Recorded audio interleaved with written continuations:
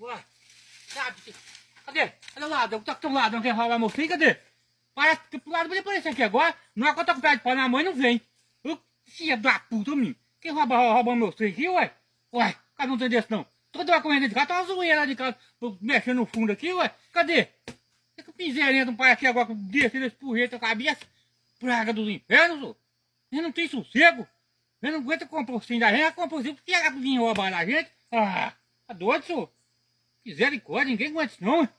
Eu cansei já com esse jogo, tá doido? Ah, não. Tem já deu até medo na gente já, ué. Tem sossego de nada mais não? Podia aparecer aqui, se aparecer aqui tá no porrete mesmo. Vou esperar aqui, por que ele não vem aqui agora? Vou esperar, ué. Ah, tá doido, senhor? Ah, vem, por que ele não vem? Eu tô aqui esperando aqui com esse pau na mão aqui, não parece não, né? Aham, Vai, vai, vai! Eu vou morrer.